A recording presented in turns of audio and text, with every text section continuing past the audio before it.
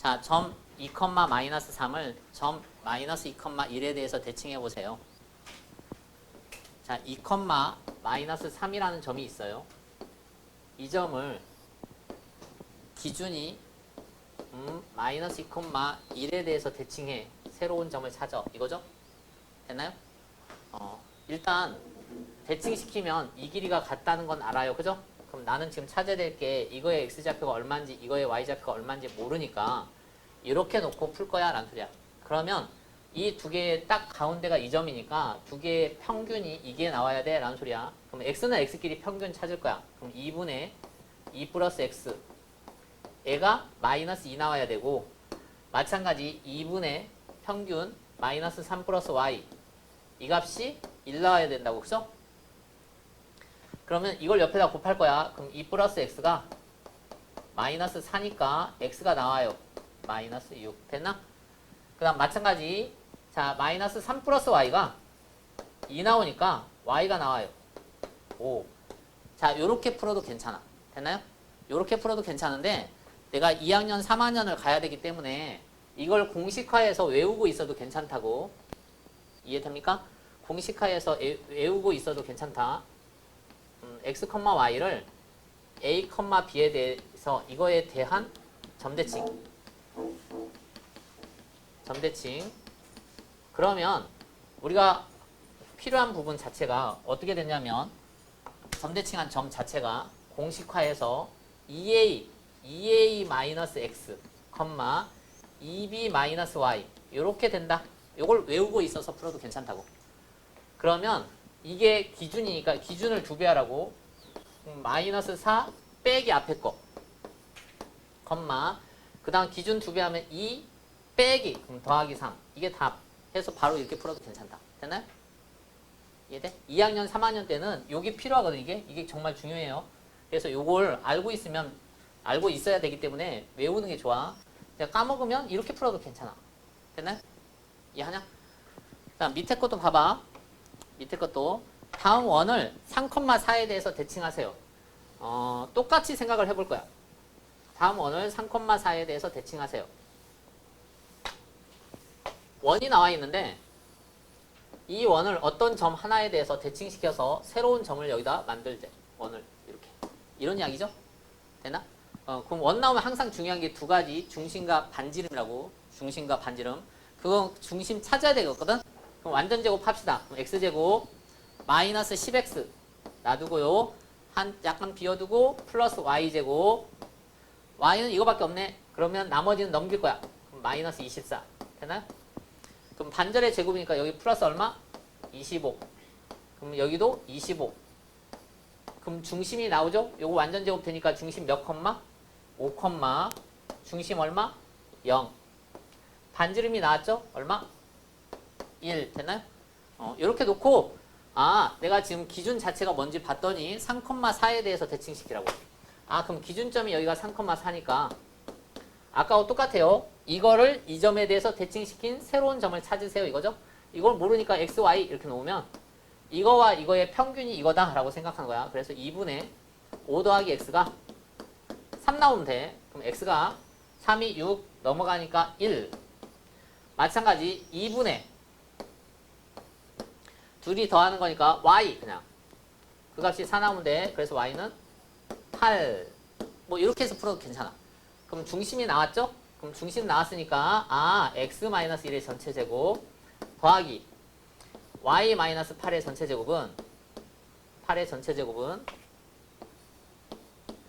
반지름은 똑같죠? 그지? 대칭시켜도 이런 식으로 풀어도 괜찮다고. 깨끗하냐? 너 자꾸 아무것도 안 하냐?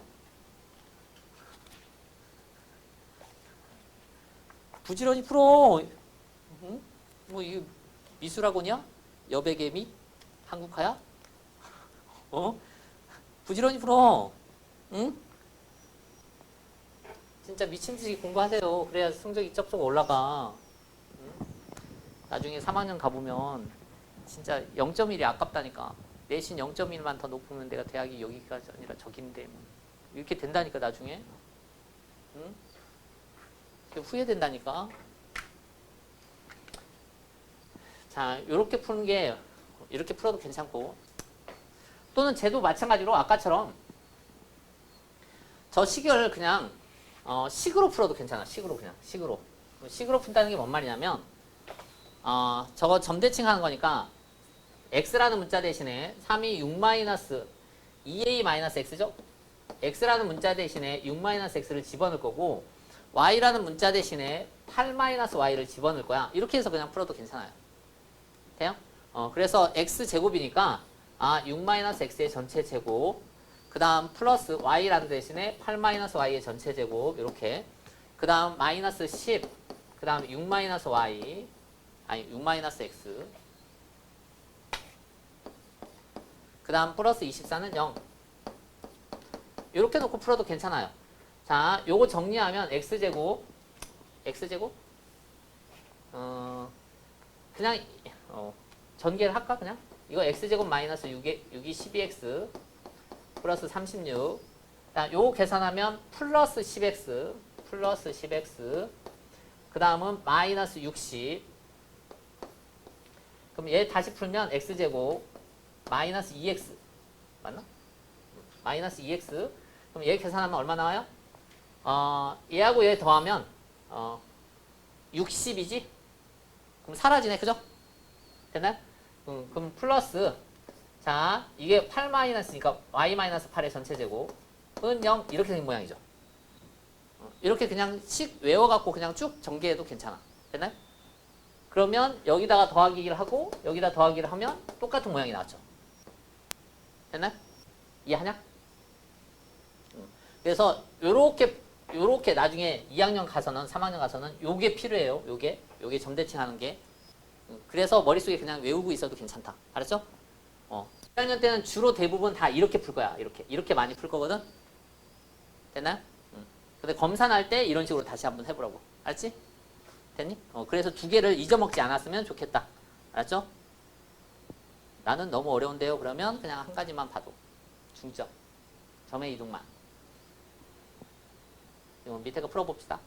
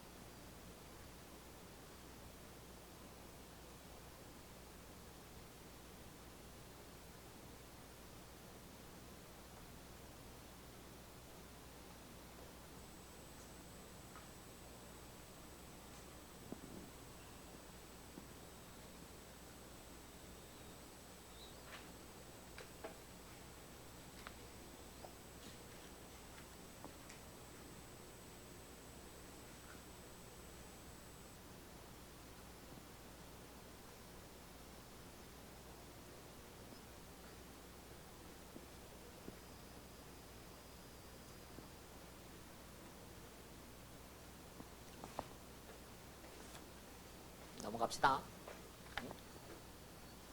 자, 봐요. 1,4를 어떤 직선에 대해서 대칭합시다. 자, 1,4가 있어요. 얘를 직선 하나가 있습니다. 2x, y는 2x-3에 대해서 대칭시켜. 그러면 1,4가 어딘지 모르지만 이렇게 있으면 얘를 여기 대해서 대칭시킨 새로운 점, 요 점을 한번 찾아봐. 이런 거거든. 요 점을. 요 점이 얼마인지 찾아봐. 이거네. 그죠? 그러면 찾을 수 있는 게 뭐냐면 우선 이 점의 좌표를 모르니까 뭐 a, b 이렇게 놓으면 내가 이것과 이거의 딱 가운데 있는 게 중점이야. 중점. 이 중점. 이 중점이 요 직선이 지나가. 그죠? 중점을 지나가고 있어. 그죠? 그 다음 두 번째. 자, 여기가 수직이라고. 그죠? 그러면 두 직선이 수직이다. 요 두 개를 사용해서 연립하면 된다. 그냥. 됐나요? 그럼 일단 중점을 찾아요. 중점. 그럼 요 중점 찾으면 2분의 a 더하기 1, 2분의 b 더하기 4. 이게 중점이야. 얘가 지나가요. 그럼 여기다 대입하라고. 대입해. 그러면 2분의 b 더하기 4는 2분의 2a 더하기 2 마이너스 3 대입한 거야. 됐나요? 그러면 양쪽에 2를 싹 곱합시다. 됐나요? 그러면 b는 하고 풀자. 얘가 2a. 자, 요거 풀면 마이너스 6. 자, 이거 넘어오면 마이너스 4, 마이너스 10, 마이너스 8. 시간 하나 채웠죠? 됐나요?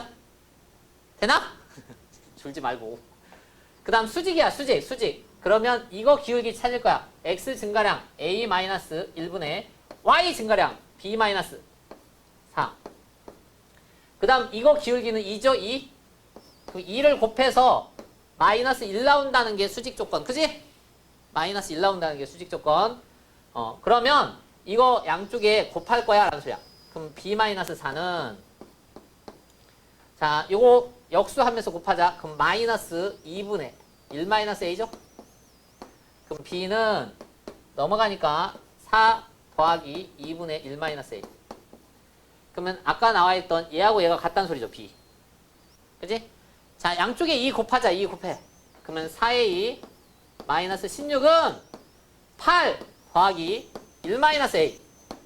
그럼 넘어가면 5a가 넘어가면 16이야. 그럼 24야. 25 되네. a가 나왔어요. 자, a 나왔으면 여기다 집어넣어요. 10 이내. 됐나요? 조건이 두 가지라고. 중점을 지나가네. 수직. 요걸 연립하면 된다. 중점을 지나가네. 수직. 연립하면 된다. 됐나요? 시험 나온다. 시험 나와.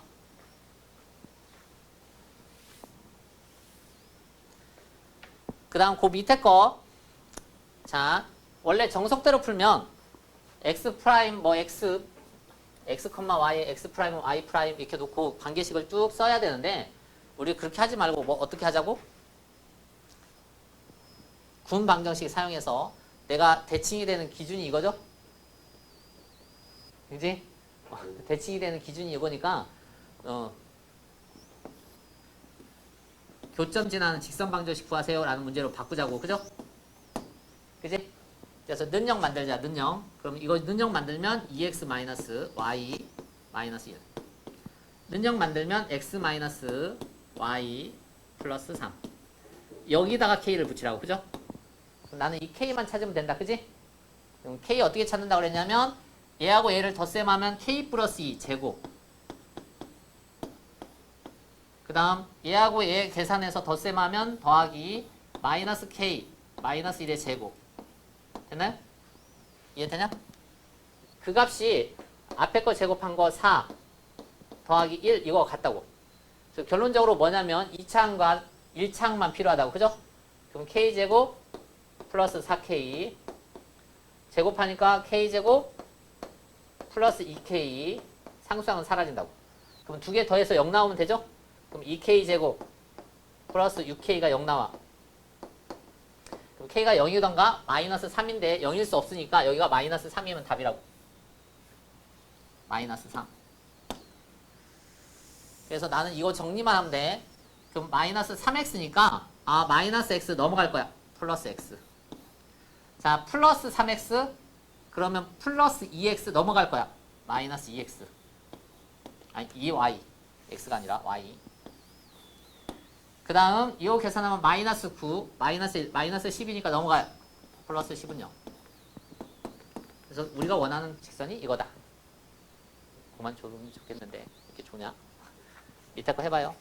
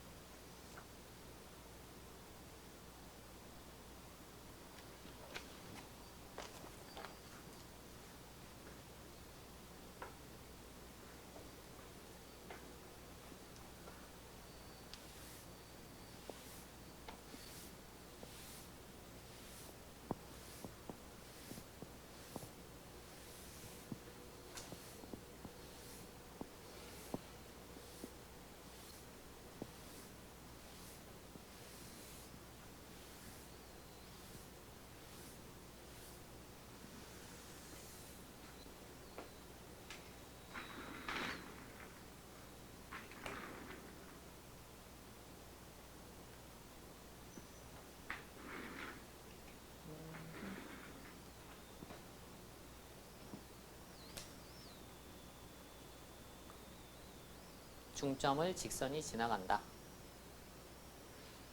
그 다음 수직이다. 조건 2개 쓰면 된다.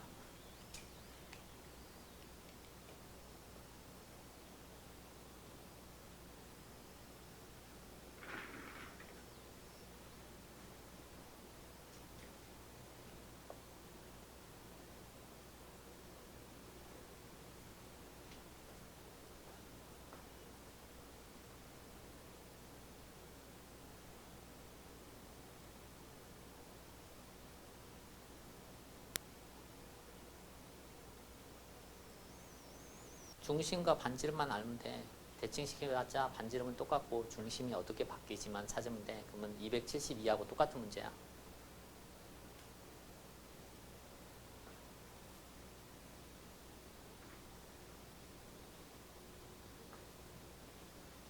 중심만 어떻게 움직이는지 찾아. 뭔 말인지 몰라? 얘가 직선이 있다고 뭔지 몰라. 어떤 직선인지 이렇게 생긴 직선이 있어. 근데 얘 점과 얘 점이 대칭시킨 거라고. 이렇게 대칭시킨 거. 이렇게 대칭시킨 거. 그러면 이게 P, 이게 Q. 그러면 이 두 개의 딱 가운데를 얘가 지나간다고. 그럼 중점을 찾으면 걔가 여기를 지나가니까 대입하라고. 이해돼? 그럼 식이 하나 생기고 그 다음 이 선과 이 선은 수직이잖아. 그럼 이 두 개 갖고서 직선의 기울기 찾으라고. 기울기. 이거 기울기. 돼? 그 다음 이거 기울기. 곱해서 마이너스 1 나오면 수직이라고. A가 나와. 기울기의 곱이 마이너스 1이면 수직이라고. 안 돼? 중점을 지나간다니까? 이 두 점에 그러니까 직선이 있는데 이 점과 이 점이 서로 이렇게 대칭이라는 소리는 이거의 딱 가운데를 얘가 지나간다고. 중점 찾으라고. 중점 얼마? 더해서 반절. 반절 얼마냐고. 마이너스 1, 더해서 반절. 더하고 반절. 그거를 얘가 지나간다고. 지나가. 뭐 하라고? 그럼 식이 하나 생겼어. 이해되냐? 식이 하나 생겼고 그 다음에 이 선과 이 선은 수직이라고. 이 선과 이 선은 수직이라고. 수직. 그럼 수직이니까 이 두 개 갖고 기울기 찾아. 기울기. 기울기 찾아봐. 뒤에서 앞에 거 빼. 뒤에서 앞에 거 빼. 분해. 위에다. 뒤에서 앞에 거 빼. 그럼 이거 기울기가 1이잖아.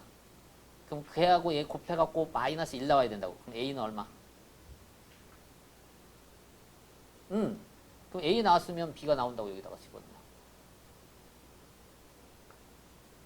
A, B 더하래. 그게 답이요. 그렇게 하나하나 찾을 수 있다고. 밑에 똑같은 문제라고. 밑에 똑같은 문제. 나오냐 안 나오냐.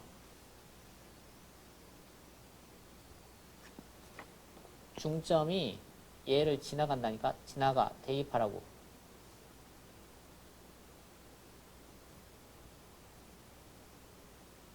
아니 y에다가 넣으라고. 얼마를.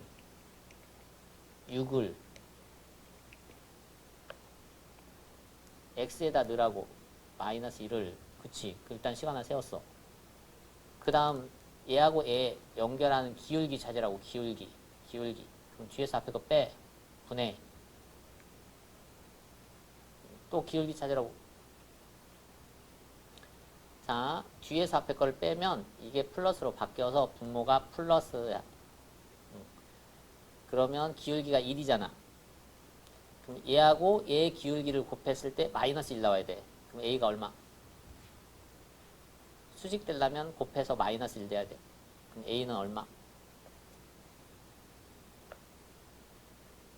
바로 나와. A 얼마? 이거 플러스 1이라고. 그럼 A가 얼마 하면 곱해서 마이너스 1 되냐고. A 나왔으니까 여기다 집어넣으면 B가 나와. 저 뒤에 거 B야. 그럼 A, B 다 구했잖아. 더하라고. 더하세요. 이렇게. 자, 옆에 봐봐요.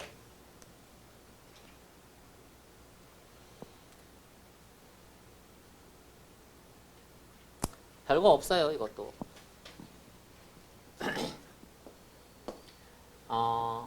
도형을 나타내는 방정식은 x하고 y에 대한 관계식이라고. x에 대한 y에 대한 관계식. 그래서 x하고 y가 써있는 어떤 관계식이는 0, 이걸 우리는 도형이라고 부른다고. 도형. 됐나? 그런데 만약에 이 x 대신에 마이너스 x를 이렇게 넣었어. 그러면 이 도형이 어떻게 바뀌었냐면 x라는 문자 대신에 마이너스 x를 집어넣으세요죠? 그지? x 대신에 마이너스 x 넣으세요가 무슨 뜻이지? x 대신에 마이너스 x 넣으세요. 무슨 뜻이야? y축 대칭하세요 라는 뜻이죠. 그지? 그러니까 요 관계식을 요 관계식으로 바꾸세요 라는 소리는 y축 대칭하세요 라는 뜻이야. 이해하냐? 마찬가지로 만약에 이 식을 이렇게 바꿔놨어. 이렇게. 그럼 처음에 있던 식에다가 y라는 문자 대신에 마이너스 y 넣은 거죠. y라는 문자 대신에 마이너스 y 넣은 거야. 그러면 이게 무슨 뜻이라고? x축 대칭하세요 라는 뜻이라고. 이해하냐? 알겠냐? 알겠냐? 알겠냐고. 응? 그럼 마찬가지야. 이걸 얼마든지 응용할 수 있어. 얼마든지. 자, 만약에 x도 부호 바꾸고 y도 부호 바꿔요. 그럼 이거 뭐 하라는 소리야? 원점 대칭하세요 라는 뜻이야. 그죠? x도 부호 바꾸고 y도 부호. 잘 봐봐. 만약에 이렇게 써 있어. 이렇게. 그럼 뭐가 바뀌었냐면 x라는 문자 대신에 뭐 넣었어요? 얘를 집어넣죠. 그러면 얘는 뭐 하라는 소리야? 대칭이 아니라 평행이동이 하라는 소리죠. 평행이동. 그죠? 평행이동. 그지? x축 방향으로 얼마만큼? x축 방향으로 얼마만큼? 1만큼 평행이동 하세요. 됐나요? 이해하니? 알겠냐? 그 만약에 여기 y가 또 바뀌어 있어. 이렇게. 그러면 문자가 y라는 문자 대신에 y 플러스 2를 넣은 거죠. 그럼 이것도 평행이동이죠. 평행이동. 그러면 y축 방향으로 얼마만큼? 마이너스 2만큼 평행이동하세요 라는 뜻이라고. 이해하냐? 자, 그러면 얘를 다 섞어 봅시다. 시험이 섞여서 나와요.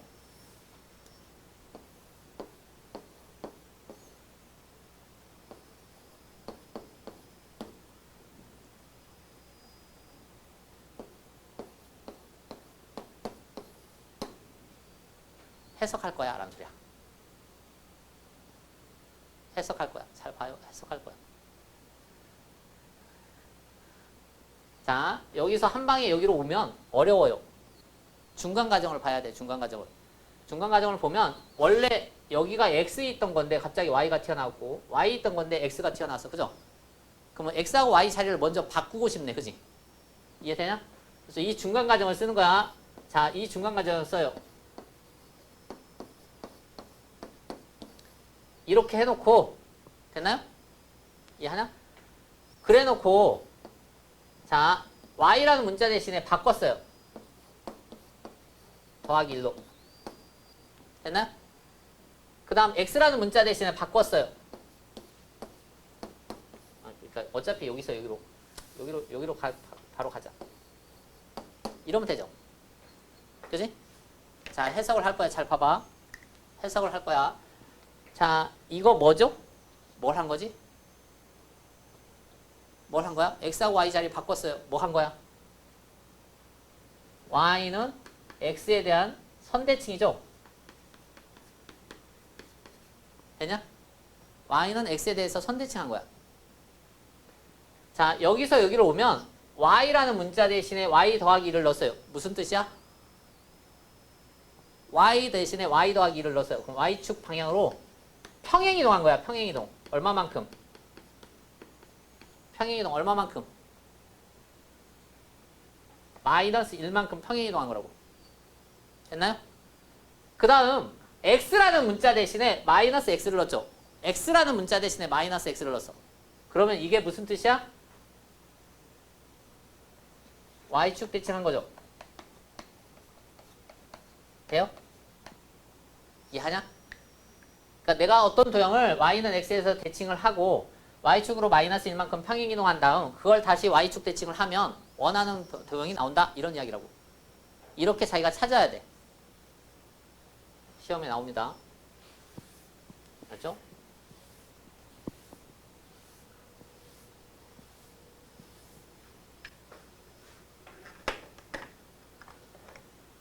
시험에 나옵니다. 거기 봐봐요. 자, 274 확인 체크 봐봐요.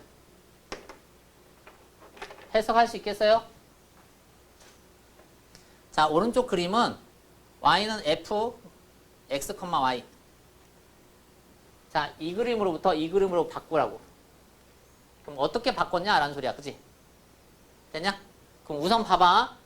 자, 평행이동을 먼저 해도 되고 대칭이동을 먼저 해도 괜찮건 아무거나 먼저 해도 상관은 없어요. 아무거나 먼저 해도 괜찮은데 될 수 있으면 대칭을 먼저 하는 게 좋아요. 그 무슨 말이냐면 앞에 마이너스 뭐가 있으면요 묶어줘. 이렇게. 돼요? 그럼 이렇게 묶어주면 어떤 현상이 벌어지냐면 내가 일단은 이거가 원래 이렇게 생긴 거가 이렇게 바뀌었다라고 생각하면 되죠. 그러니까 처음에 x가 이렇게 바뀌었다가 다시 얘가 얘로 바뀌었다 이렇게 생각하라고. 이해돼? 그럼 처음에 x가 마이너스 x로 바뀌다면 대칭한 거죠. 무슨 축 대칭? 무슨 축 대칭? y축 대칭. 되나요? 그러니까 y축 대칭을 하면 x의 부호를 바꾸잖아. 이렇게. 이렇게 해서 y축 대칭을 한 거라고. 됐냐? 그리고 나서 이 x라는 문자 대신에 x 빼기 2를 넣었어요. 그죠? 그럼 무슨 이동을 한 거야? x 대신에 x 빼기 2를 넣은 거니까 무슨 이동을 한 거야? 평행 이동한 거야. 그죠? 그지? 그래서 x축 방향으로 얼마만큼? 1만큼 평행 이동했다고. 그 다음 y라는 문자 대신에 y 더하기 1을 넣었어. 그럼 이것도 평행 이동이죠. y축 방향으로 얼마만큼? 마이너스 1만큼 평행 이동한 거야. 그러면 내가 구하는 도형이 나온다. 이 소리야. 그림을 그려봐요. 옆에 그림을 움직여봐. 옆에 그림을 우선 y축 대칭하고 x축으로 한 칸, y축으로 마이너스 1칸 내리면 어떤 모양이 나오는지 그려봐요. 그게 답이에요.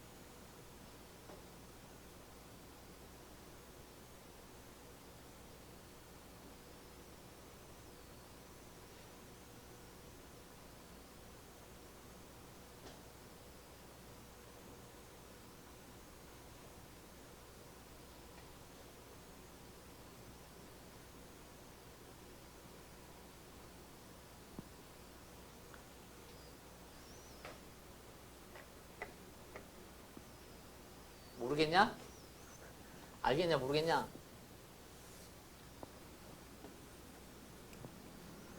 도형이라는 게 잘 봐봐요. 여기 좀 봐봐.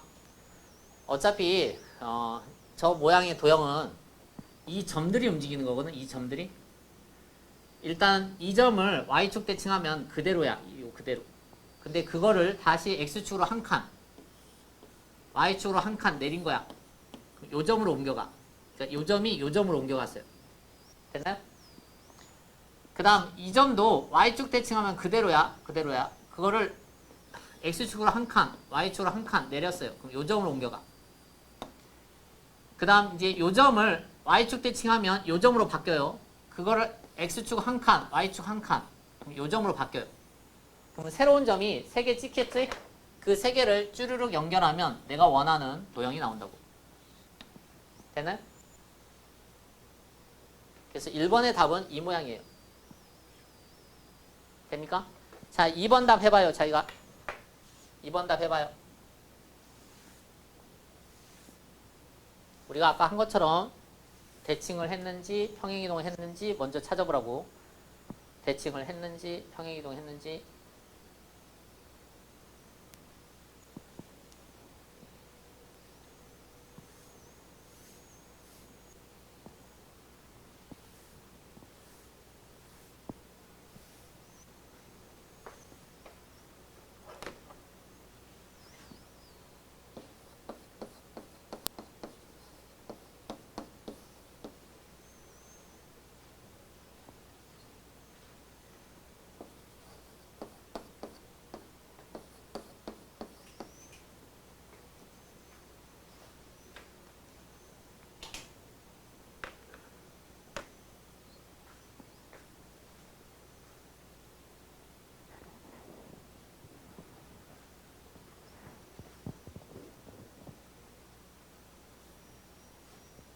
이게 시험에 무조건 나옵니다. 봐봐요.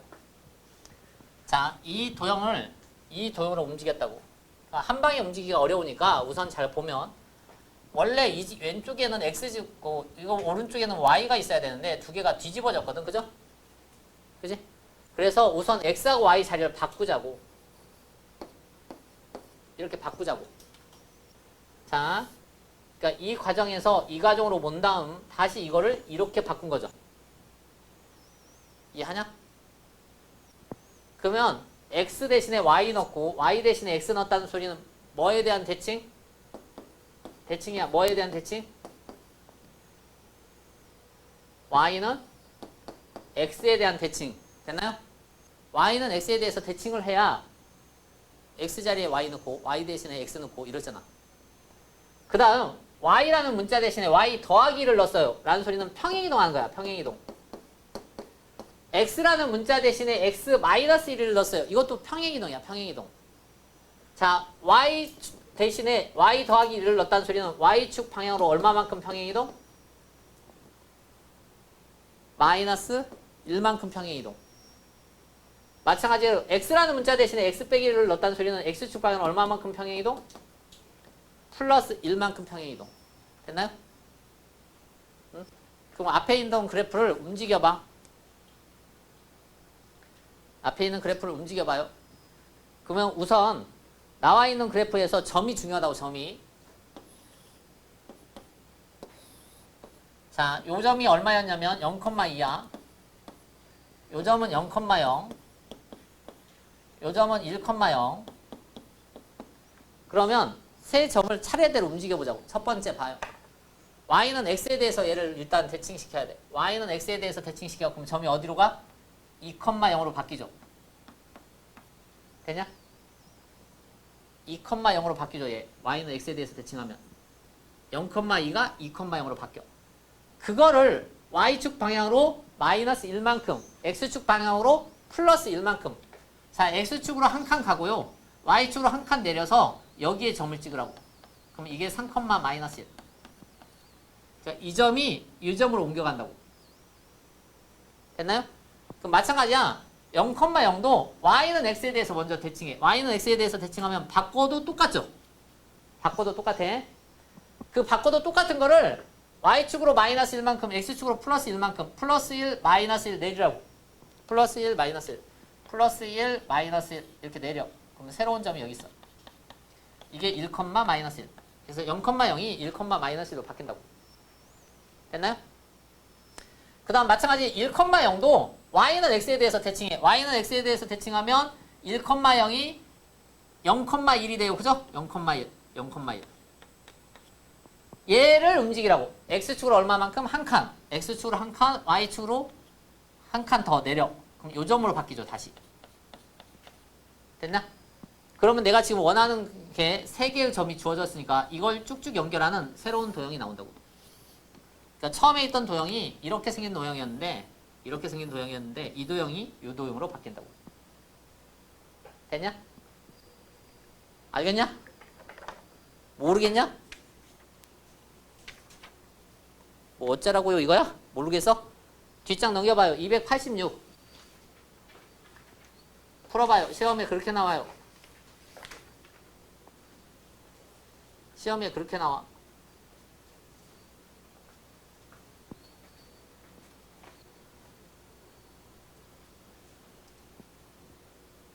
일단 식을 보고 무슨 조작을 했는지 찾으라고. 그리고 도형을 그려보시면 됩니다.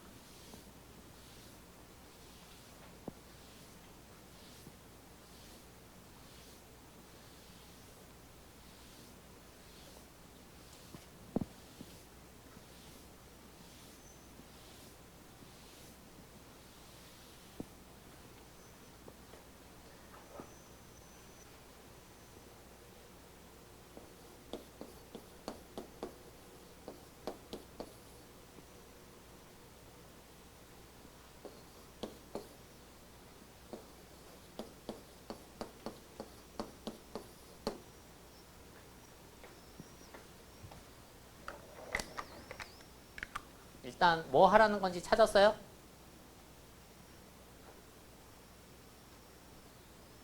응? 하나도 모르겠냐? 그러니까 이 식이 갑자기 이 식으로 바뀌었다고. 그럼 제가 갑자기 여기로 바뀌는 게 어렵거든? 근데 모양을 잘 보면 원래 여기는 x자리거든, x자리. 그죠? 근데 갑자기 y가 튀어나왔고 여기는 원래 y자리인데 x가 튀어나왔어. 그죠? 그럼 우선 x자리와 y자리를 바꿔야겠죠? 네?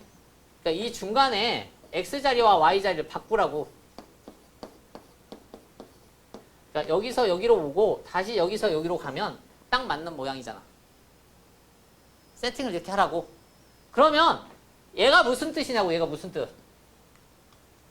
무슨 뜻? 대칭한 거야. 그죠? 뭐에 대한 대칭? y는 x에 대한 대칭. 그죠? 그래서 일단 y는 x에 대해서 대칭을 하고 그리고 나서 뭐 하라고? 이거 이동한 거야. 그죠? x라는 문자 대신에 x 빼기 1을 넣었으니까 이거 평행이동한 거야. 평행이동. 평행이동하세요. x축 방향은 얼마만큼? 플러스 1만큼. 그죠? x라는 문자 대신에 x 빼기 1을 넣었다는 소리는 x축 방향으로 플러스 1만큼 평행이동하라고.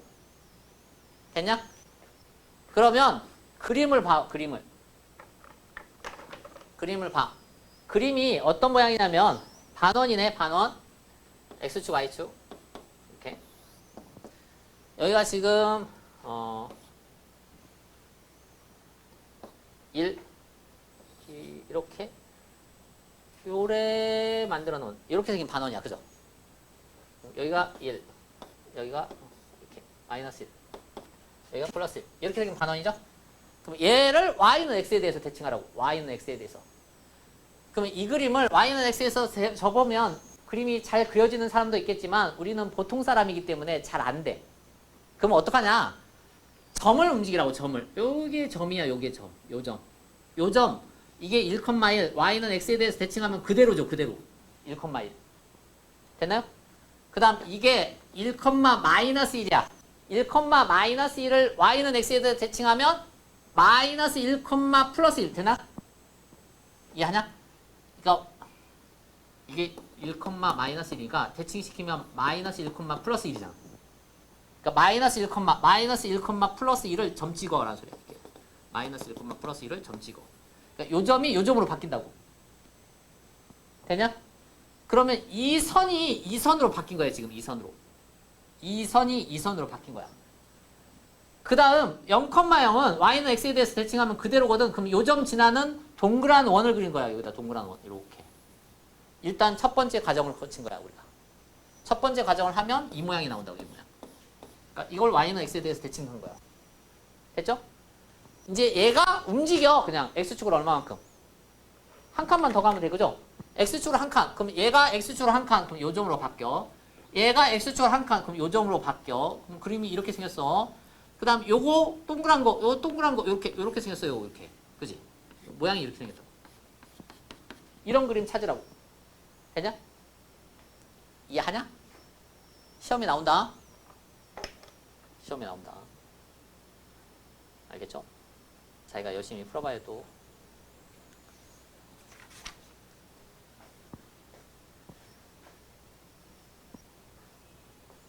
이제 집합하면 되죠? 그 연습 문제 다 풀어봐야 돼, 자기가. 알지? 질문하셔야 돼. 집에서 풀고 질문해야 돼. 응? 나중에 어떻게 되겠지? 안 돼. 어떻게 안 돼? 자기가 공부해봐야 돼.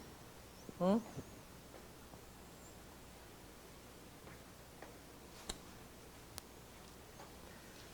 자, 집합 봐요. 정말 쉬워요. 집합은 아주 옛날에는 중학교 1학년이 배우던 거야. 그러니까 우리가 초등학교 끝나고 나서 중학교 가면 첫 번째 배운 게 집합이었어. 아주 옛날에. 그래서 지금은 중학교 때 없어졌기 때문에 고등학교 와서 처음 배우지만 그 중학교생, 초등학교 갓 졸업한 애가 배운다는 소리는 그렇게 어렵지 않다는 소리야.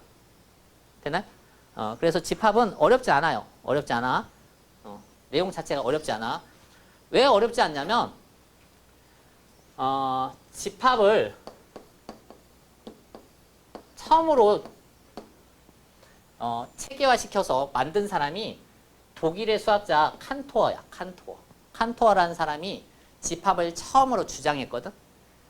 근데 이 칸토어가 만든 집합은 후세에 소박한 집합이라고 불러요.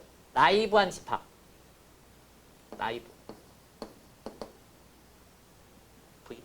나이브가 이거 맞나? VI인가? 나이브한 집합에서 소박한 집합이라고 부르거든. 그러니까 그때 당시 만든 집합 자체가 굉장히 그 직관적이야. 약간 직관적이야. 그래서 나중에 가보면 오류가 생기거든. 그래서 그 오류를 수정하고 싶어서 새로운 집합 체계를 다시 만들어. 자, 우리가 고등학교 때 배우는 집합은 처음에 칸토가 만든 아주 소박한 나이브한 집합만 배울 거야. 아주 간단한 것만. 알았어요? 이해되냐? 그래서 많이 어렵진 않아. 그런데 이제 용어가 처음 배우는 게 나와. 용어가 처음 배우는 게. 그러면 그런 것들을 외워야 돼. 이해돼요? 그 다음 집합을 만든 이유가 뭐냐면 우리가 수학을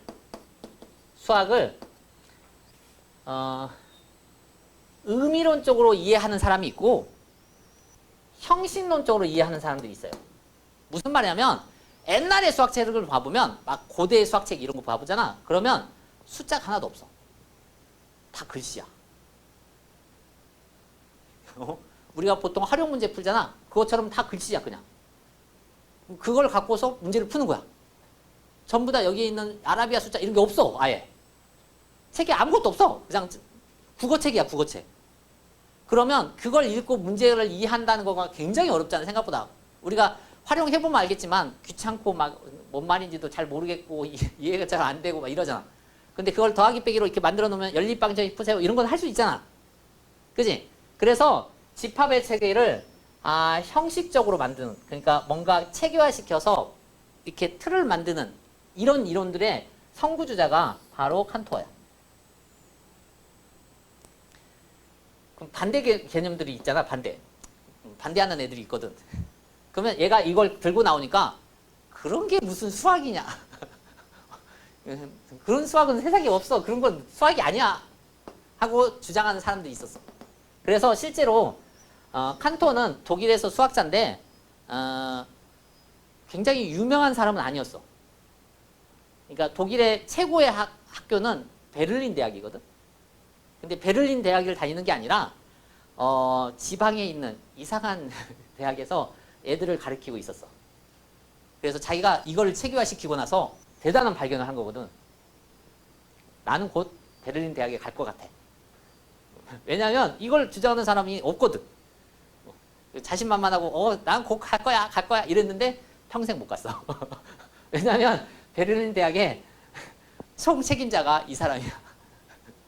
완전 반대하는 사람. 저런 게 무슨 수학이야. 근데 현대 수학은요, 집합에서 출발합니다. 모든 개념을. 그래서 아주 옛날에는 집합이 수학의 첫 번째 단원이었어. 무조건. 그걸부터 출발해서 나머지들을 다 배웠거든. 근데 지금은 이제 바뀌어서 중간에다 놨는데 내용 자체가 어차피 집합을 기준으로 해서 뭔가를 다 할 거야. 그러면 집합이 뭔지를 알아야겠죠? 해요?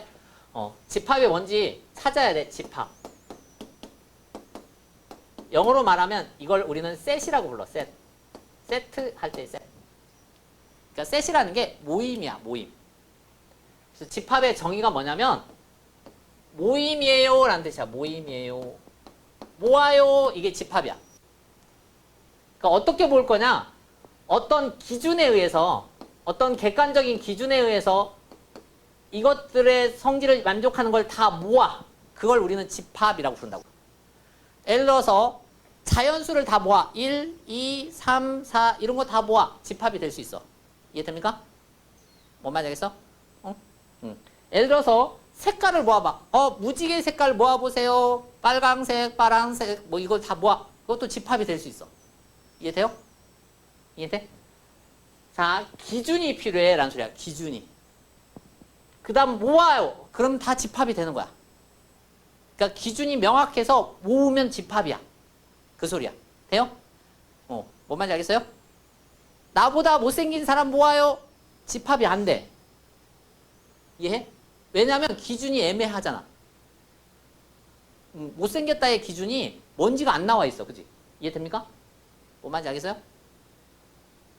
이해하냐? 알겠냐? 나보다 키 큰 사람 모아봐. 그건 집합이 될 수 있어. 그죠? 재보면 되니까. 그죠? 누가 크고 누가 작은지가 결정이 되잖아. 이해돼? 그러니까 내가 객관적으로 기준을 잡아서 그 기준에 의해서 분류할 수 있냐 없냐에 따라서 집합이 되기도 하고 안 되기도 하는 거야. 됐니? 그러니까 모든 걸 다 집합으로 만들 수 있어. 그 기준만 제대로 세우면. 됐나요? 그러면 문제를 보고 이게 집합인지 아닌지 판단할 수 있어야 돼. 됐나요? 이해하냐? 뭔 말인지 알겠어요? 자, 요 집합을 모아. 그 모으는 거를 어떻게 모을 거냐면 표현하는 방법이 표현하는 방법 두 가지라고 보시면 됩니다. 크게 난 세 가지야. 첫 번째, 내가 요 집합을 다 모으면 이 안에 모이는 애들이 있잖아. 옹기종기 모인 애들, 그지? 그 모인 애들을 우리는 원소라고 불러요. 그 대상 하나하나를 원소라고 불러요. 이해됩니까? 그러니까 집합의 정의가 어떤 대상들을 어떤 기준에 의해서 다 모은 거야. 그거를 우리는 집합이라고 부르고 그때 그 대상이 되는 하나하나를 원소라고 부르는데 이 원소를 그냥 쭉 다 쓰는 거야. 그거를 우리는 원소 나열법이라고 불러요. 원소 나열법. 그래서 첫 번째 우리가 할 수 있는 거는 뭐냐면 얘를 다 쓰는 거야. 만약에 자연수 쓰세요. 그러면 1, 2, 3, 4 이렇게 다 쓰는 거야. 이해돼요? 뭔 말인지 알겠어요? 근데 그냥 막 써놓으면 이게 집합인지 아닌지 잘 모르잖아. 그래서 앞으로 이렇게 원소를 쭉 쓰면서 뭐 할 거냐면 앞에다가 중괄호를 쓸 거야. 이렇게. 자기가 연습해야 돼요. 이거 중괄호 쓰는 거 연습해야 돼요. 알죠? 연습 안 하면 그림이 안 그려져. 알지? 왼쪽, 오른쪽 이렇게. 그 중간에다가 대상을 하나하나 쓰면서 반점으로 하나하나 나열하는 거. 이거를 우리는 원소 나열법이라고 부른다. 됐나요? 이해하냐? 그때 이 안에 들어있는 이거 하나 있죠? 이거 하나를 원소. 이거 하나를 원소라고 부른다고. 이거 하나를 원소.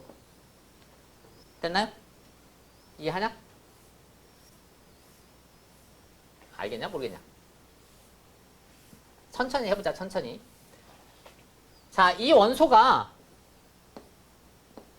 예를 들어서 10 이하의 자연수예요. 그러면 1, 2, 3, 4, 5, 6, 7, 8, 9, 10까지만 쓰면 돼. 그죠? 돼요? 근데 그냥 자연수 쓰세요. 그러면 계속 써야 되거든? 네? 그러면 얘가 끝이 있어. 한계가 있는 집합이 있고요. 한계가 없는 집합이 있어. 한계가 있는 집합을 우리는 유한집합이라고 불러요. 유한집합. 새로운 용어야. 그냥. 한계가 없는 집합을 무한집합이라고 불러요. 무한집합.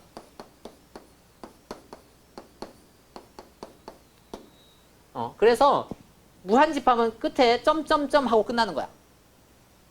되냐? 예를 들어서 집합을 내가 썼는데 1, 2, 3 점점점 하고 뒤에다가 99, 100 이렇게 쓰면 얘는 유한집합이야, 무한집합이야?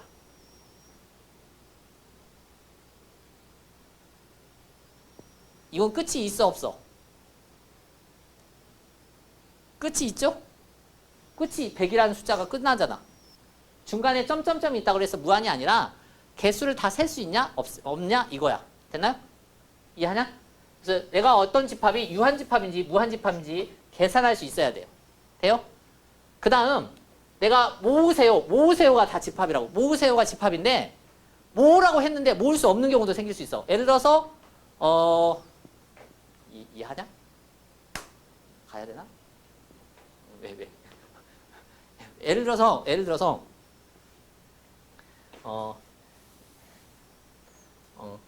1보다 작은 자연수를 모아봐. 이랬어. 누가? 1보다 작은 자연수를 모아봐. 1보다 작은 자연수. 없죠? 그지? 모을 수가 없잖아. 그럼 원래대로 말을 하면 집합의 표현 방법은 이렇게 중괄호로 쓰고 안에다가 원소를 쓰라며. 쓸 게 없네? 그럼 안 쓰면 되잖아 지금. 그지? 이렇게 표시하는 게 원소가 하나도 없다는 표현이야. 옛날에는 이 표현도 썼어. 근데 지금은 안 써. 그럼 어떻게 할 거냐면 이렇게 쓰지 않고 얘가 원소가 하나도 없다는 표현으로 영어로 말하면 얘를 empty set이라고 부르거든. empty set, 비어 있어. 그러면 그걸 한국말로 하면 공집합이라고 해. 그래서 공집합. 빌공짜야. 집합의 원소가 하나도 없어요. 라는 소리야. 돼요? 그래서 공집합을 우리는 이렇게 표시할 거야. 앞으로. 이거 영어도 아니고 그리스 문자도 아니고 뭐 노르웨이 무슨 문자래야? 이 집합을 막 발견하고 막 발전시킨 사람이 그쪽 계통이라 그쪽에 나오는 뭐 이런 이상한 문자래야. 그래서 0을 쓰고 싹뜨기 싹 긁을 거야. 이걸 우리는 앞으로 공집합. 그러면 이런 표현이 있으면 원소가 하나도 없는 집합이구나 이거. 이렇게 생각하면 돼. 됐나요? 그러니까 원소가 하나도 없어도 집합이야. 그러니까 뭐든지 다 집합이 될 수 있어. 그 소리야. 됐나요? 이해하냐?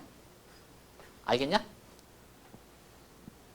보면 이게 무슨 수학이지? 이런 생각이 좀 들 거야.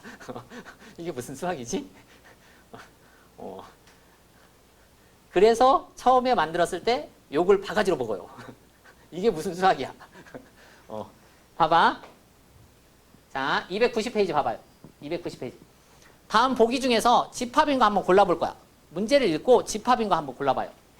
자, 15의 양의 약수를 모아봐. 집합이 될 수 있나요? 모을 수 있나요? 이거야. 모을 수 있으면 집합. 모으는 게 안 돼. 그러니까 기준이 없어. 그러면 집합이 아니야. 골라봐요. 집합인 거. 됐나요? 그 다음 두 번째, 큰 정수들 모아봐. 큰 정수들 모아봐. 집합이 되나요?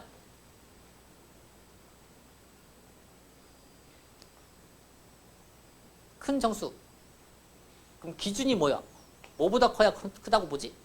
기준이 없잖아, 지금. 기준이 없으면 집합이 될 수 없다고. 됐나요? 50에 가까운 자연수 모아봐. 가까워요. 얼만큼 가까워야 가까운 거지? 기준이 없죠? 이것도. 돼요? 그러면 이것도 집합이 되면 안 돼. 됐니? 이해하냐? 2차 방정식의 해 모임. 해를 찾아봐. 그러니까 해가 안 나와도 집합이라고. 알았지? 그러니까 집합이 되냐고. 어때? 되죠? 그래서 나오는 게 두 가지지. 이해하냐? 뭔 말인지 알겠어? 그럼 예를 들어서 우리 반에서 수학 잘하는 사람들의 모임 집합입니까? 집합이냐고. 아니야? 그럼 우리 반에서 키 큰 사람들 모아봐. 집합입니까? 아니야? 이해하냐? 그럼 우리 반에서 키가 제일 큰 사람들 모아요. 집합입니까? 그거 집합이죠. 제일 큰 사람은 찾을 수 있잖아. 그럼 우리 반에서 수학 제일 잘하는 사람 모임 집합입니까? 헷갈리죠 이제 진짜 점점. 아니에요. 그러니까 수학을 제일 잘한다는 게 과연 내신을 잘한다는 소리냐 아니면 경시대에서 상 받았다는 소리냐 뭐 기준이 없어. 뭔지 모르겠다고. 이해돼? 그러니까 가장 뭐 제일 이런 얘기가 있다고 그래서 무조건 집합으로 바뀌는 게 아니라고. 키 크다 작다 이거는 집합이 아니지만 가장 크다는 쓸 수 있어. 그죠? 이해돼? 이해돼? 근데 수학을 제일 잘한다 라는 거는 쓸 수가 없다고. 마찬가지로 이쁘다 집합이 아니야. 그지? 제일 이쁘다 이것도 집합 아니라고. 왜냐면 기준에 따라서 어떤 사람은 이쁘다고 하는데 어떤 사람은 이쁘지 않다고 할 수도 있잖아. 이해돼요? 뭐 말인지 알겠어요? 그래서 무조건 가장이 있다고 해서 무조건 집합이다 이건 아니라고. 잘 생각을 해보라고. 알았죠? 별거 없죠? 그지? 자, 보통 집합은요 대문자로 많이 씁니다. 집합의 이름을 대문자로 A 쓰고요. 집합기호 쓰시고 거기에 예를 들어서 1, 2 대상 하나하나를 쓱 쓴다고. 3, 4 이렇게 나열. 그러면 안에 들어있는 이것들을 우리는 원소라고 부른다고. 원소. 됐나요? 그러면 1은 집합 A의 원소다. 원소이다. 읽으면 이렇게 읽을 수 있어. 이해돼요? 1은 A의 다른 말로 속한다. 같은 말이야. 집합 A에 속한다. 이게 똑같은 말이거든. 이게 수학이 아닌 것처럼 보여요. 이게 약간 뭐 국어 내용 같아. 1은 A의 원소이다. 1은 A에 속한다. 이렇게 표현할 수 있다고. 근데 칸토가 형식주의라고. 형식주의자. 형식주의자는 뭐냐면 뭔가 이걸 다 이렇게 써갖고 푸는 걸 귀찮아해. 싫어해. 기호화하는 걸 원해. 이해돼? 그래서 이걸 기호로 쓸 거야. 앞으로 우리는. 알았습니까? 어떻게 쓸 거냐? 1 써놓고 A 써놓고 안에다가 원소이다라는 표현으로 원소가 영어로 엘리먼트거든. 엘리먼트. 엘리먼트의 이자를 살짝 바꿨어요. 이렇게. 그래서 이렇게 쓸 거야. 처음 배우는 거야. 지금 처음 보는 거. 이상한 글자. 됐나요? 이게 이자에 여기를 약간 바꾼 거라고 이렇게. 그래서 원소이다 또는 속한다 라는 표현이야 이게. 됩니까? 됐나요? 이해하냐? 알겠냐? 그래서 1은 A에 속한다. 1은 A의 원소이다. 2도 A의 원소이다. 3도 A의 원소이다. 이렇게 쓸 수 있다고. 4도 A의 원소이다. 쓸 수 있어요. 그죠? 5는 A의 원소가 안 되죠. 5가 없잖아 여기에. 그지? 그럼 5는 A의 원소가 아니다. 5는 A에 속하지 않는다 라는 표현으로 우리가 어떻게 할 거냐면 이게 원소이다잖아. 거기에 짝대기를 쓱 그을 거야. 그러면 얘는 원소가 아니다 라는 소리야. 됐나요? 이해하냐? 알겠냐? 알겠냐 모르겠냐? 응. 그러니까 집합은 내가 뭐든지 만들 수 있다니까. 뭐든지 만들 수 있어. 집합은. 내가 B라는 집합을 만들어. B라는 집합을 이렇게 만들어요. 이렇게. 이거 갖다 놓으면 집합이야. 이 모양 집합이에요. 뭐 이런 거야. 이 모양 집합이에요. 뭐 이런 거야. 다 모을 수 있어. 아무거나. 아무거나 모을 수 있어. 아무거나. 뭐 이렇게 해서 세 개를 모을 거야. 그러면 이렇게 생긴 게 B라는 집합의 원소구나. 이렇게 자기가 쓸 수 있어야 돼. 됐나요? 이해합니까? 뭔 말인지 알겠어요? 이게 간단해 보이지만 나중에 가면 이게 헷갈려. 왜 헷갈리냐면 우리가 원소를 그냥 이쁘게만 그려주면 좋은데 이쁘게 안 그려주거든 이렇게.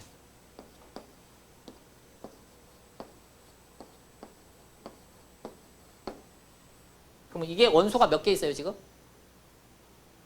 3개 보입니까? 3개 보여?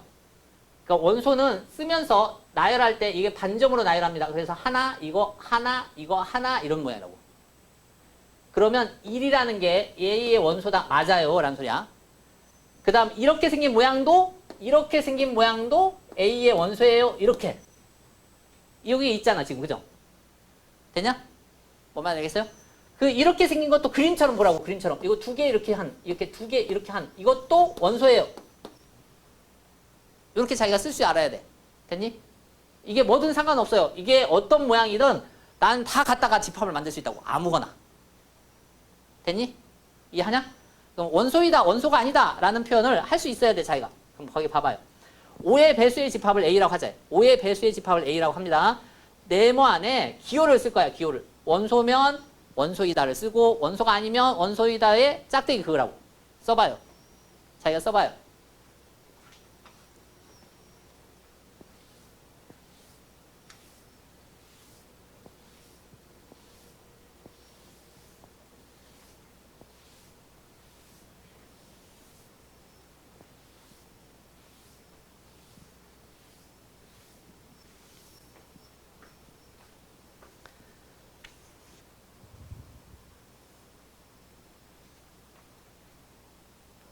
해봤어요?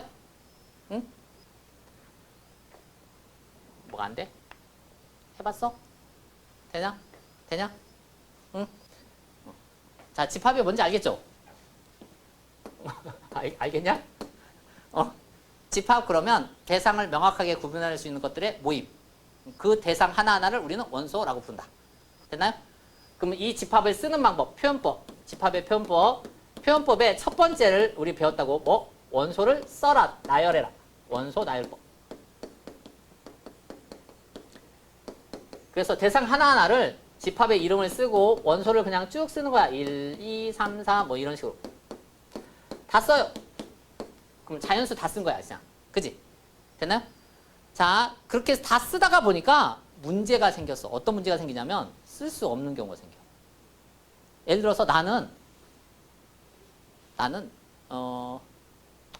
유리수를 다 쓰고 싶어. 어머, 유리수요? 2분의 1도 써야 되나요? 3분의 1도 써야 되나요? 100분의 1도 써야 되나요?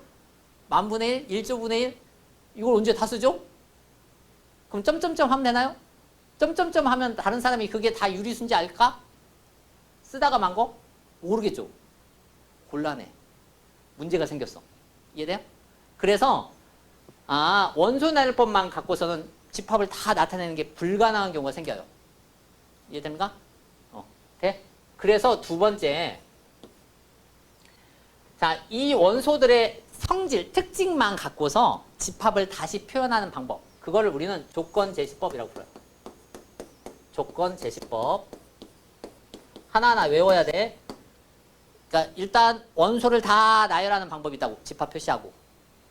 그러니까 여기 같은 경우에는 A 써놓고, 자, 앞에다가 변수를 쓸 거야. 변수. 그 변수가 A든 X든 뭐 Y든 네 맘대로 아무거나 변수 하나를 잡아. 알았어요? 그 다음 이 X를 설명하는 설명문을 뒤에다 쓸 거야. 이 X를 설명하는 설명문. 그럼 만약에 여기 같은 경우에는 X라는 게 1, 2, 3, 4 이 특징이 뭐야? 자연수 그냥 쓰라는 소리잖아.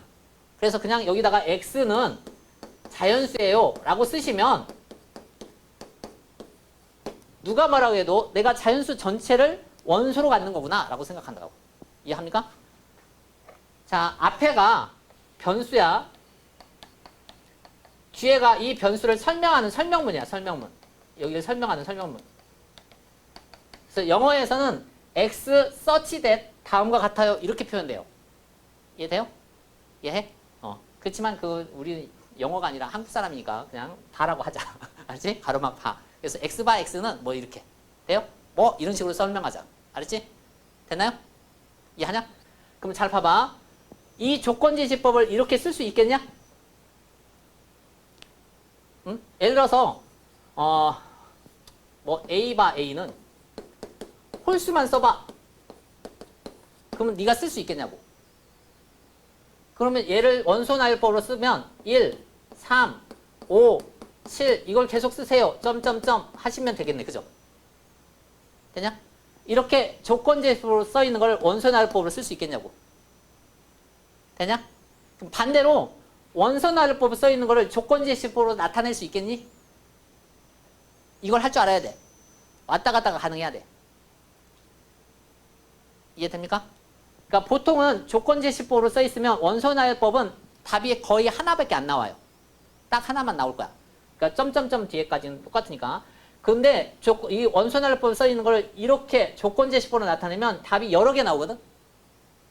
그러니까 어떤 사람은 A가 홀수예요 이렇게 쓸 수도 있고, 어떤 사람은 A는 뭐 0보다 크거나 같은 홀수예요 뭐 이렇게 쓸 수도 있고. 이해하냐? 아니면 2로 나눠서 나머지가 1인수예요 뭐 이렇게 쓰는 사람도 있을 거고. 이해돼요? 그러니까 다양한 표현이 가능하다고. 됩니까? 그래서 자기가 이렇게 고치는 게 왔다 갔다가 가능해야 돼. 왔다 갔다가. 알았어? 왔다 갔다가 가능해야 돼. 이해하냐? 여기까지? 알겠냐?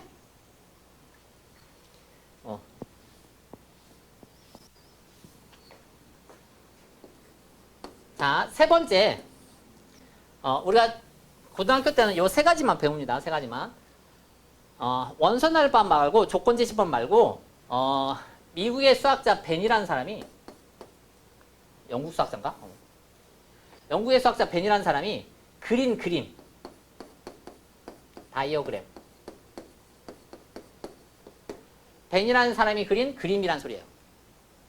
그러니까 어떻게 그림을 그렸냐면 동그라미나 사각형이나 이런 것들의 도형을 이용해서 집합을 그냥 거기다가 다 원소 모아놓은 거야.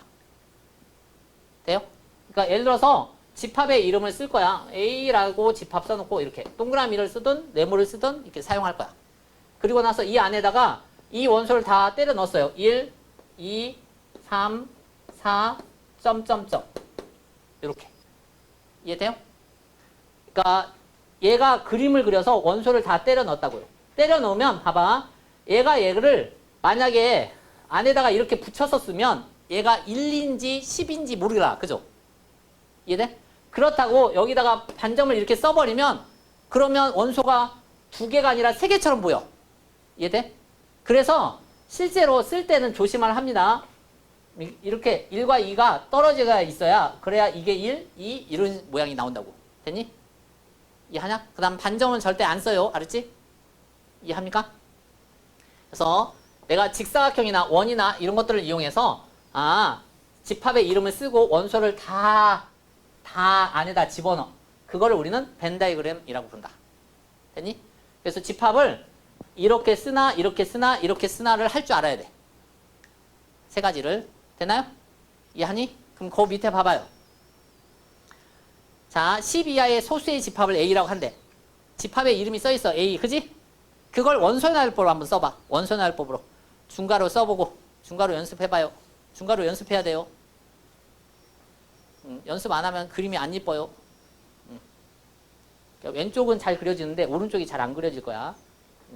그래서 연습을 자꾸 해봐야 돼요. 자기가.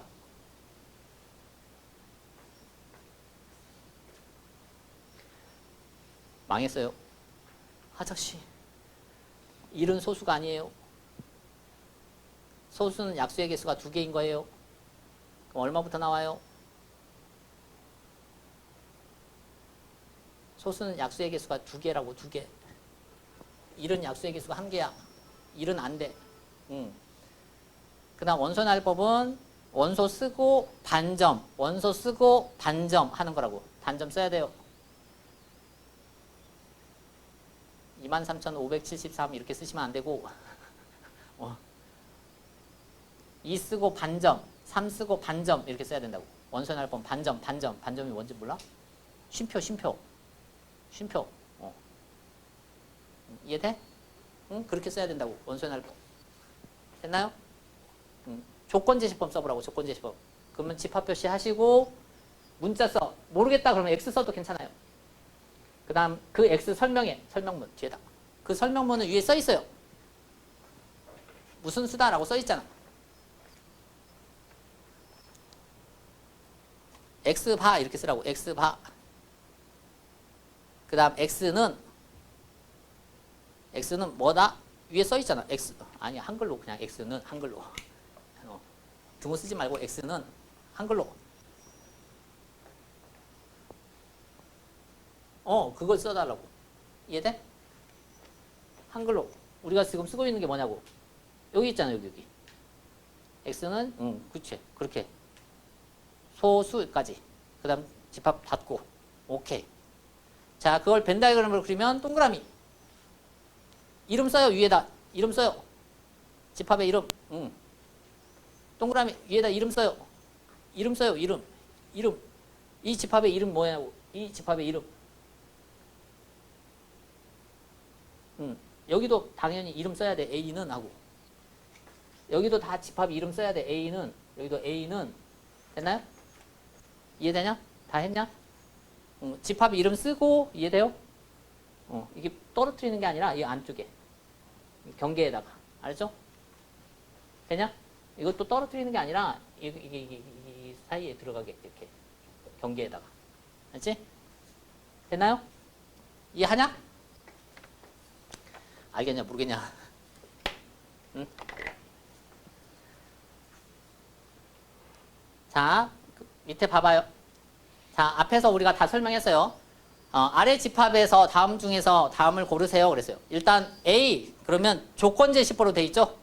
우리가 조건제시법은 사실은 이해하는 게 직관적이지가 않아요. 딱 눈에 안 보이거든. 될 수 있으면 원소날법을 쓸 수 있으면 원소날법을 쓰는 게 좋아요. 쓸 수 있으면 쓰는 게 좋아. 그래야 우리가 직관적으로 딱 보이거든. 자, A 그러면 원소날법을 써보자. 6의 양의 약수. 6의 양의 약수. 6의 약수만 다 써봐. 얼마? 1, 2, 3, 6. 이게 A죠. 됐나? 이렇게 써놓은 게 편해. 그 다음 B 봐봐요. B.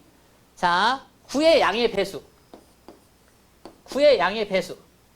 보시면 우리가 약수 배수가 1학기 때 우리가 분명히 설명할 때 약수 배수는 중학교 때는 자연수였지만 고등학교 때는 정수라고. 그죠? 정수라고. 그래서 보통은 양수만 쓰고 싶으면 양의 약수, 양의 배수 이런 식으로 우리가 써 있어. 그래서 9의 배수 쓰세요. 그랬으니까 양의 배수는 9. 그 다음 18, 27. 적어도 3개 이상은 써야 돼. 그 다음 점점점 하시면 되죠. 점점점. 됐나요? 됐나? 그 다음 마찬가지. 자, 1하고 5 사이에 있는 자연수. C. 1하고 5 사이에 있는 자연수 써봐요. 그럼 얼마? 1 안 들어가. 2부터 나와요. 그죠? 3, 4까지 나오죠. 됐나? 그 다음 D. 자, 2부터 4 사이에 있는 짝수. 2부터 4 사이에 있는 짝수. 2부터 4 사이에 짝수 있나요? 없죠? 없을 때 우리 어떻게 썼죠? 동그라미 쓰고 쓱 하고 그었죠. 기억나? 응? 이걸 우리는 공집합이라고 불렀다고. 그죠? 원소가 하나도 없는 거. 됐나요? 이해하냐? 응. 그럼 거기 봐봐. 골라볼 거야. 자기가 1번부터. 자, 유한집합 골라봐요. 유한집합. 개수가 딱 몇 개인지 써 있는 거 찾아봐. 집합. 뭐하고 뭐. 됐나요? 무한집합 찾아보고 공집합 찾아보고. 그러니까 모양 보시면 조건제시법보다는 원소날법이 편하더라. 그 소리야. 근데 나중에 가보면 문제는 조건제시법으로 줄 거다. 그러면 여러분이 해석해서 아 이런 뜻이구나. 판단하는 게 사실은 조금 어렵다. 됐나요? 그럼 1번 봐봐요. 자, 이렇게 원소의 개수가 한 개가 있어요. 몇 개인지. 이런 걸 유한집합이라고 불러요. 잘 봐봐요. 이거 유한집합이야. 그죠? 이거 무한집합이야. 이거 유한집합이야. 그죠? 이거 유한이에요? 무한이에요? 아무것도 아니에요. 이거 개수를 셀 수 있나요? 없나요? 이게 몇 개인지 아나요? 원소가? 그러니까 얘 원소가 몇 개인지 못 세서 무한집합. 얘 원소가 몇 개인지 알잖아. 유한집합. 이거 원소가 몇 개인지 셀 수 있냐고. 유한이야 무한이야? 하나 찍어봐. 유한이야 무한이야? 빵개잖아 빵개. 0이라고 쓸 수 있잖아. 이거 유한집합이야. 됐나요? 개수가 0개다 라고 쓸 수 있어요. 이거 유한집합이라고. 됐냐? 그래서 공집합도 유한집합이에요. 됐나요? 이해합니까? 응? 자, 이게 원소의 개수를 셀 수 있는 유한집합. 유한집합은 원소의 개수를 쓸 수 있어. 원소의 개수가 몇 개인지 셀 수 있거든.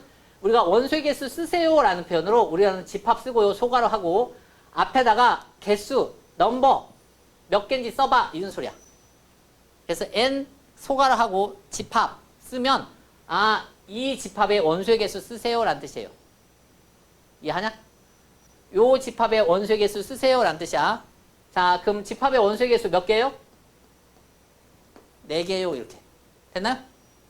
이해하냐? 그럼 마찬가지로 C라는 집합의 원소의 개수는 몇 개일까요? 3개요 이렇게 자기가 쓸 수 있어야 돼. 됐니?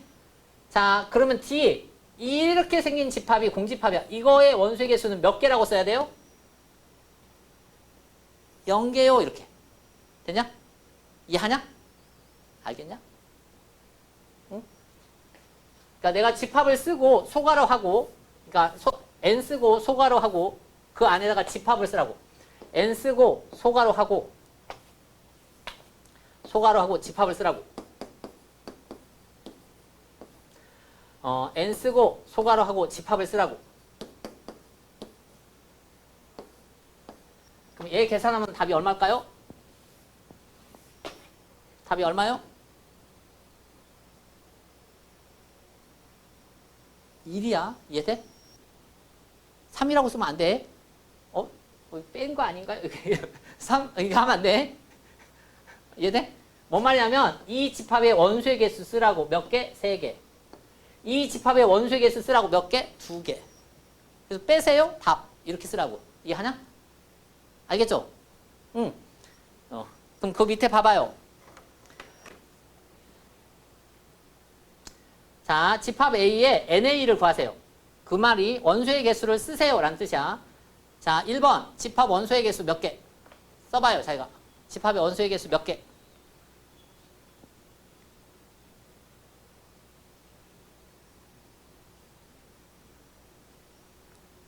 다 써봐야 돼.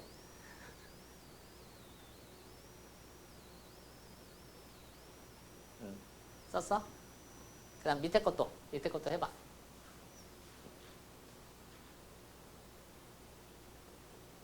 다음 방정식이 실수가 되는 그런 x가 몇 개 나오니 다 했으면 채점해봐요. 실수가 나오는 거 있냐고.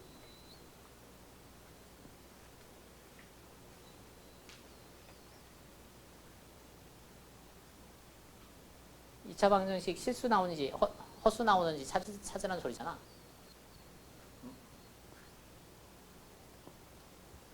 돼? 무수히 많다라고? 이 사람아, 뭔 소리요? 그 2차 방정식이 실근을 갖냐고.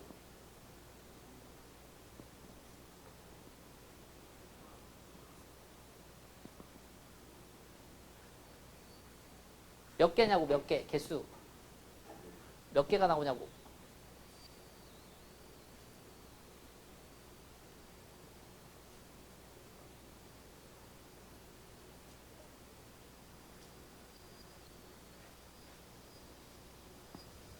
찾냐? x제곱 더하기 1은 0. 이 방정식에서 실근의 개수가 몇 개냐? 그러면 이거의 근이 실근인지 허근인지 구하는 식이 무슨 식이야? 판별식이죠? 그지? 판별식 해보면 b제곱 0이야 0. x 앞에가 없어. 마이너스 4ac 0보다 작죠? 판별식 0보다 작으면 이거는 무슨 근밖에 안 나와? 허근밖에 안 나와. 그래서 실제 구해보면 x제곱은 마이너스 1이니까 x는 플러스 마이너스 i 나오잖아. i 근이. 실근이 없어. 실근이 안 나온다고. 그럼 개수는 몇 개? 개수는 몇 개? 빵, 그죠? 빵 써야 돼. 되냐?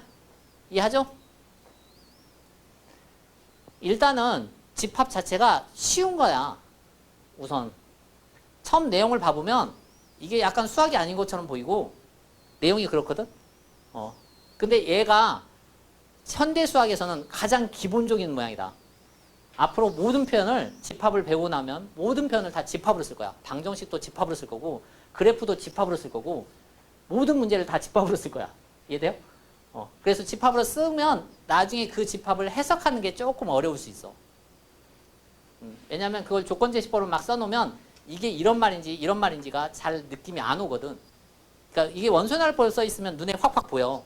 직관적이기 때문에. 근데 이게 조건제시법으로 써 있으면 이게 이 말인가 이 말인가 헷갈리는데 막 이런 생각이 들 수도 있어. 그래서 그거 연습하는 거야 이제. 알지? 되나요?